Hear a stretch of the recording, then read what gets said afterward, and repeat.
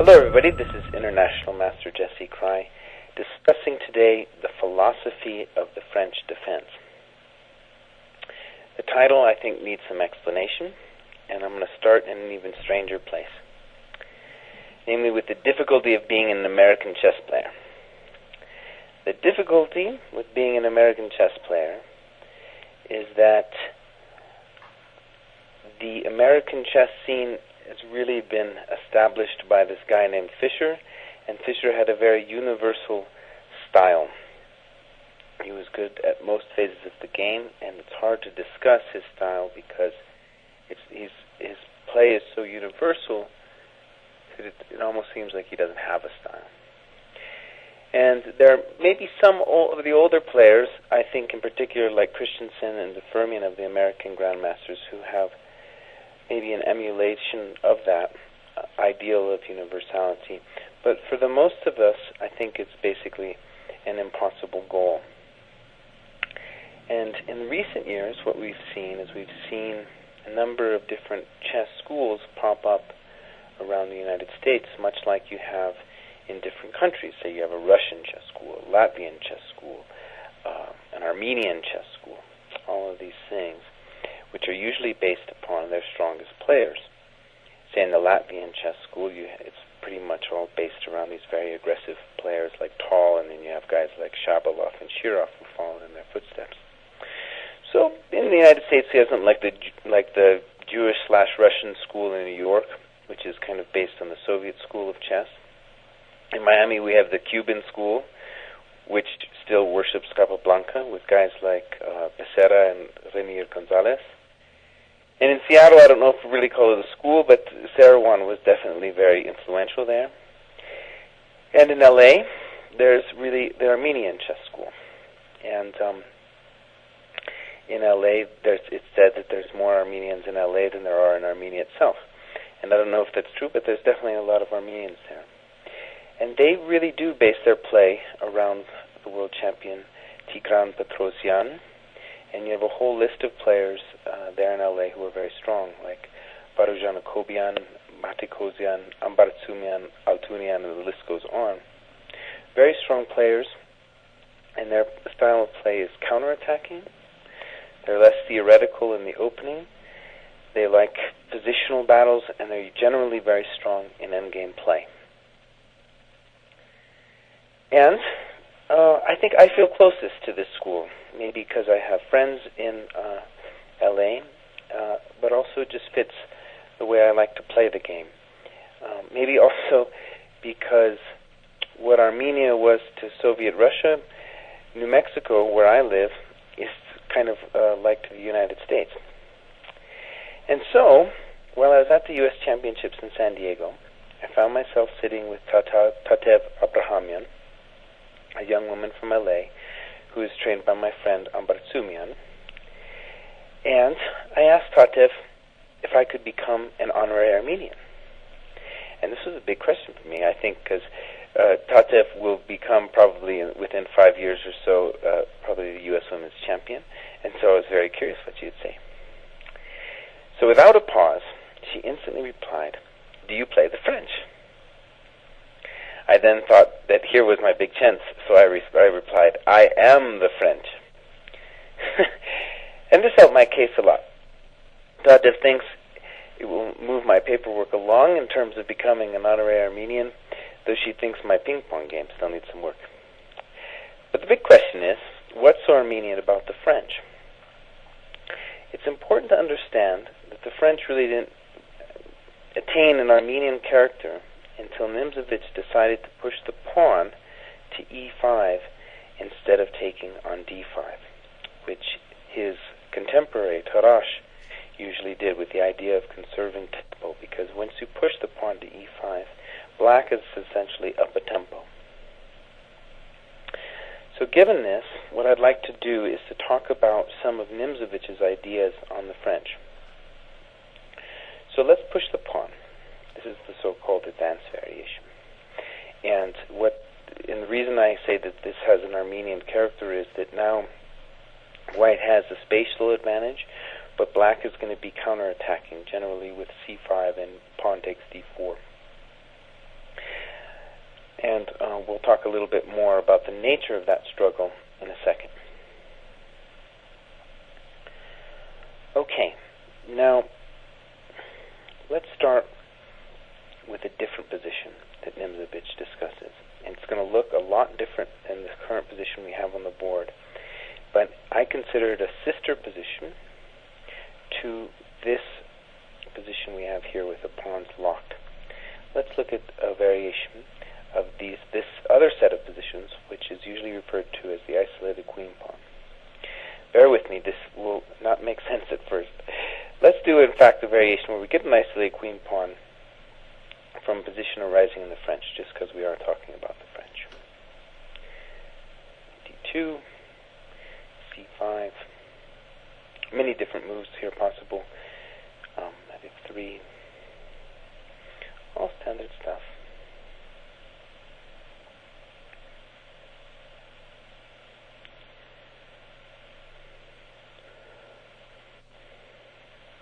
Okay, let's talk about this position. Now, at first glance, it looks like it has absolutely nothing to do with the locked pawns that we see in the French defense. But I think if you understand this position, you'll have a better chance of understanding the locked pawns in the French. The point is this. Nimzovich talks a great deal about the isolated queen pawn, and we can imagine this structure in many different setups with the pieces in different places. We can imagine the C pawn somewhere maybe on E3. But the fundamental feature is going to be this, that pawn in the center is a center pawn, so it has influence in the center. But at the same time, it's isolated, so it's weak. And in that sense, it's not like the French position. But the sense in which it is, and this is why it's important to look at this position, is that most players understand that when you have an isolated queen pawn, the key struggle is going to be around this square, D4. It's going to be whether white can blockade the pawn on D4 and exert influence into the black camp from that position. Now, beyond the square D4, it's also important to understand that the dark squares in particular around this D5 pawn are going to be very critical for both sides to try to control, where we're talking about C5 and E5.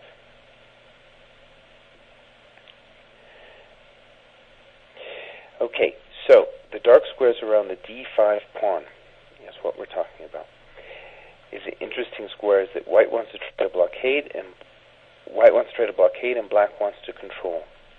So as an example, in this position, a nice plan for white is to play bishop h4.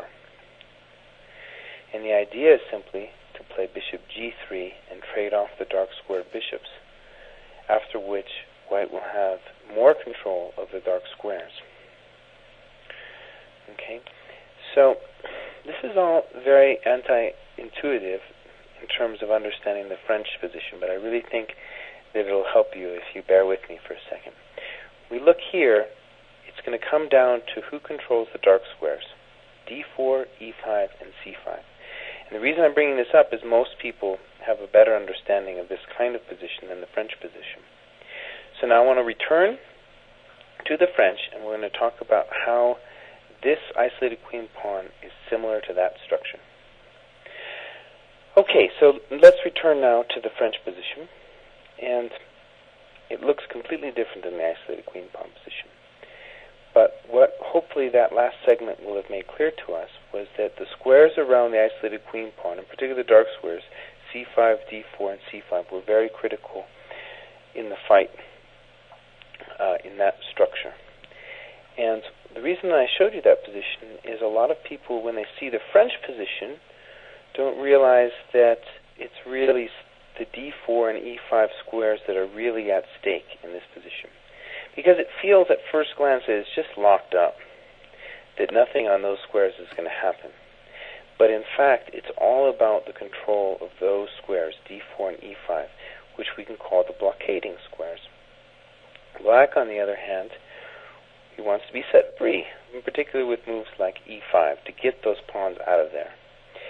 Now, the first thing that Nimzowitsch understood that was very important was to say, look, it's not, what's important is not that the pawns are on d4 and e5. What's important is that we have control over those squares. Okay, so for example, black can initiate the breaks c5 and f6, and he can actually, in many cases, remove both those pawns, both the e5 pawn and the d4 pawn. But what's going to be critical is whether or not white can retain control of the squares e5 and d4. Okay, so it's almost like you have to imagine that those pawns can vanish at any point in the game, and they frequently do. It's important to see that that center, which seems so locked, is actually kind of fluid. It can move. Okay, so I thought what I would do here is to talk about some more of these ideas involved in the French. I would look at a variation that Nimzowitsch introduced. So like I said, Nimzowitsch was one of the first to play e5, and after c5, he experimented first with the natural c3. But the problem with c3 is, say, after a move like knight c6, knight f3, white's going to be down to fighting for control of this square basically for a very long time. Black can do maneuvers in particular like queen b6 and knight e7 to f5. Oh, that arrow went a little bit too far. f5 to attack the d4 square. And basically, white's hope in a position like this would be to solidify that point and eventually use his space advantage over here on the king side to start an attack against the king side. But you can see it's problematic, in particular because our knight is blocking the way of the queen to get out to the king side. And the queen would really like, being the most powerful piece, to go to the king side where it has more control. She has more control. So Nimzowitsch came up with an interesting idea that I think is very sublime and helps one understand what's actually going on in the French. He came up with this move queen g4, which seems to violate every opening principle. So the first point of queen g4 is we're putting our most powerful piece on our side of the board. Our pawns are pointing towards the king side, and that usually means that that's where we want to attack. Black's pawns, on the other hand, point to the queen side, and usually black will attack on that wing in the French. This is what Nimzowitsch calls the two theaters of war. So on this side of the board, white has all of the play, and in particular, if black moves any of his pawns, the F, G, or the H, it'll be that pawn move will create weaknesses and will make it very hard to stop white from infiltrating into the position. Also, the queen is pinning the bishop on f8 down from moving away from the defense of the g7 pawn, which is going to make black's development hard. Okay, but then we come to the next kind of obvious first question here. What if black simply takes? Okay. That seems natural enough. I mean, clearly if we played now queen takes pawn, knight c6, and black is going to have a fantastic game. But Nimzowitsch had a deeper idea here, which is very interesting. What he's going to do is he's going to just play knight f3. And so the idea is very deep, but basically I'm going to try to express it in just simple ideas.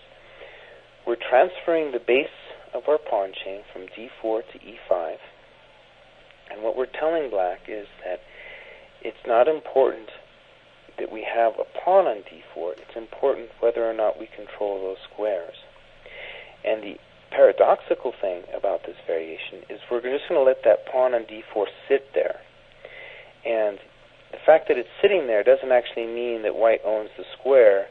It actually means that black can't use that square to move his pieces through it.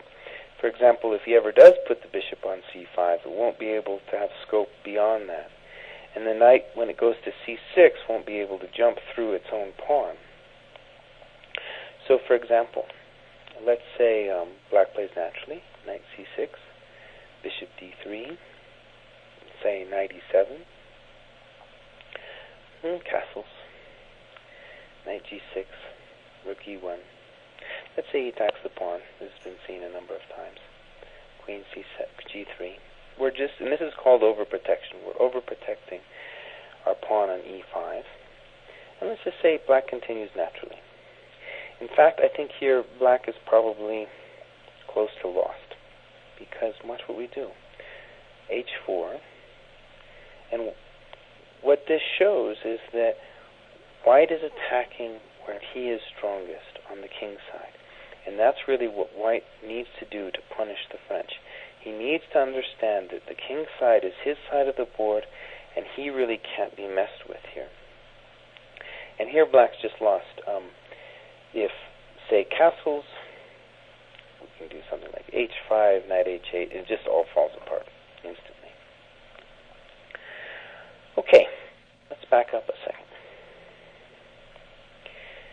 So, I think I'm obliged to show you why Nimzovich's variation isn't played anymore. There's actually kind of a refutation to it. But the reason I showed you this variation was, okay, maybe you can use it against your friends as kind of a blitz opening. But the main reason is just to emphasize what I consider the philosophy of the French. That this variation shows that the essence of the French is that white wants to attack on the king side, and he has to use that spatial advantage there. And for black, it's not necessarily the point to win the pawn on d4, but it's going to be to collapse the squares themselves. Because we saw in that variation that even though black won that pawn on d4, it didn't actually alter his fate, which was to get hammered on the king side. And that pawn on e5 we saw in that variation too was instrumental in giving white space on the king side. And that's what he wants, the spatial advantage on the king side, where he can use his extra firepower to create weaknesses on that side of the board. And we see that just about every variation of the French. Okay, so let's backstep a second. The tricky move that black can do to avoid this mess with queen g4 is as follows. First, knight c6. So now we are threatening to play knight takes d4. Not pawn takes, but knight takes. Knight f3. And people have experimented, say if you play knight takes d4, that really doesn't change the nature of the business. White still continues bishop d3, castles, rook e1.